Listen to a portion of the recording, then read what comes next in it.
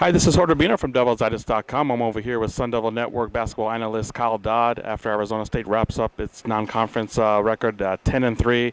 And Kyle, this non-conference slate started out with an ugly loss, ended with an ugly win, but there was a lot of good basketball in between. Yeah, absolutely. I think they got a little bit of everything in the non-conference, and the ugly loss, I'm sure that's one that they wish they could have back, because this non-conference could look really, really nice with that game back. But, that being said, they got a lot accomplished and a very successful non-conference, in my opinion, not just with the wins that they got, but how they won a lot of these games. There's going to be a lot of experiences that they can draw upon, going forward in the league. How shocked or surprised should we be at what Arizona State was able to accomplish with the first-year head coach, or maybe the fact that a lot of pundits out there minimize the fact that they had 4 returning starters, proven players in Pac-12 play, that maybe this team, shouldn't be, that much of a surprise? Yeah, I feel a little bit of both. There's at points, where going into the year I was like, wow, this is a tough non-conference, and I don't know where we're going to get wins. During some stretches, that 4-game stretch at Creighton, at home against A&M, at Kentucky, at UNLV, I was hoping to get 1, 2, to come out of there with 3 of 4. That's pretty impressive. So I mean that stuff is obviously maybe taking me by surprise a little bit, but the mentality of this team is the things that's impressed me. They've adopted what Coach Hurley played with, and that fire and the intensity, and they've been ready to play every night. They've won ugly, they've won pretty, they've won games where they shot the ball poorly, they've won games where they shot it great. So that's the fun thing for me, is they haven't even really opened things up yet. They haven't shot the basketball all that well, pretty poorly, honestly, in the non-conference. So I mean, they start making shots, and this could be a really dangerous team. I mean, not to rehash the previous coaching regime, but tell me what you see on both ends of the court that is different under Bobby Hurley and his staff. I think, obviously a lot of the players are the same, and a lot of these guys are, guys from Coach Sendek and his staff, who obviously did a good job of getting these guys in there. But I think the biggest thing for me is just the mentality of these guys and the confidence that they play with and the fire. I mean, they're undersized. They only go 9 deep, and to do the job that they've done on the glass has been really impressive. At times this year, their best offense is get a shot up and go get it. And guys like Willie Atwood and Savon and Trey Holder's, I don't know that there's a better guard in the league right now than Trey Holder. And Jerry Blake's is becoming a senior leader. And you get some of these other guys to come in the mix and start playing well, it's going to be really fun to watch. When you look at the X's and O's, how would you characterize the ASU offense? I mean, what kind of scheme are they running, and why is it working so well for this group of players? I think the biggest thing that I've seen this year is they run a lot of sets. They run, a lot of stuff. It's free flowing though. A lot of ball screen action. They get Trey, in spots where his strength is getting in the lane. He can get in the lane, drop off to big guys, dump it out.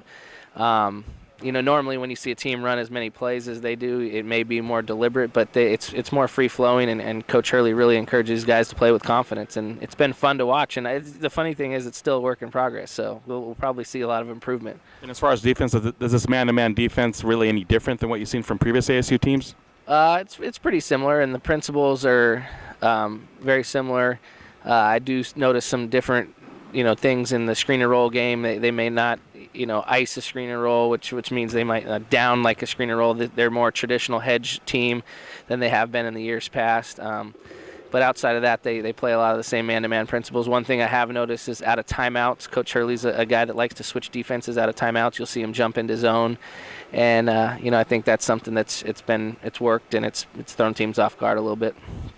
Bobby Hurley's very humble. He says he's taking no credit for Trey Holder's massive improvement this year, but I think it's just too easy when you have Bobby Hurley. I mean, at worst, top 3 all-time point guard in college basketball, to see the point guard of this team, Trey Holder, improve. I mean, maybe it's just a logical progression. Yeah, and I would never disagree with Coach Hurley, but he's wrong on this one, because Bobby Hurley could just sit over there, and just by him sitting there, being in his presence, is going to make someone. I'm a better point guard right now, being next to him, but I think that just knowing that you're being taught by a guy that's probably the best college point guard of all time, and just the intricacies of the game. And the thing that I noticed with Trey is not only the scoring and that stuff, obviously, is the flashy stuff, but delivering the ball on time, on target, in rhythm. It scores, in their rhythm, not necessarily in his rhythm. And those are all things that Coach Hurley did such a great job at. And, obviously he's a competitor, and he's put that in Trey's blood too.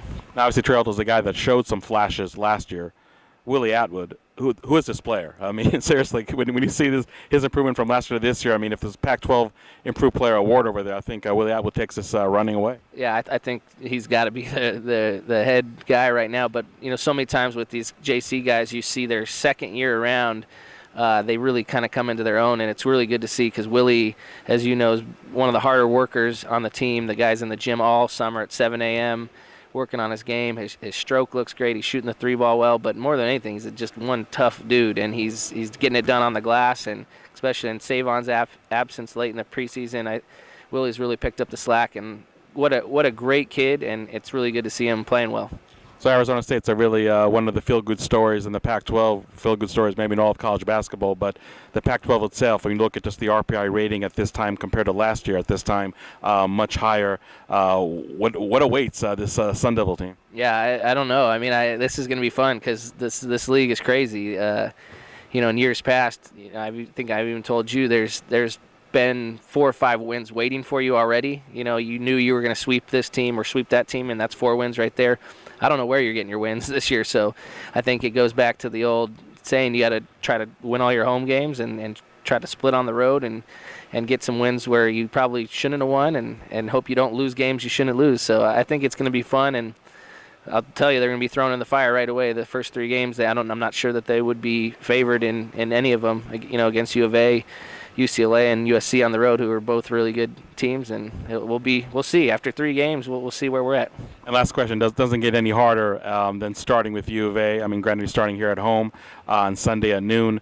Give us a little preview. What does Arizona State have to do well to go ahead and beat Arizona for the 3rd time in a row at home? I think they got to do what they've basically done in any big game they've won this year at Creighton, A&M at home, teams that maybe have more depth, longer, more athletic teams. They got to out-tough them. They got to play their butts off. U of A is obviously ultra talented. They always are, and it's going to be a fun atmosphere. You're going to have a lot of red in here, and hopefully the Devils can do what they've done over the last couple of years and send them home unhappy. But obviously, rivalry games are crazy, and I joke with people anytime I really come into a U of A game feeling like we could really have a chance, we get smacked. And times when I think, oh man, these guys are good, when we'll beat them. So you never know. I think it's going to be a fun game, and obviously we hate those guys and they hate us. So let's lock it up. Okay, Kyle, thank you very much. And for Kyle Dodd, this is Hodor Bino reporting for Devil's Digest.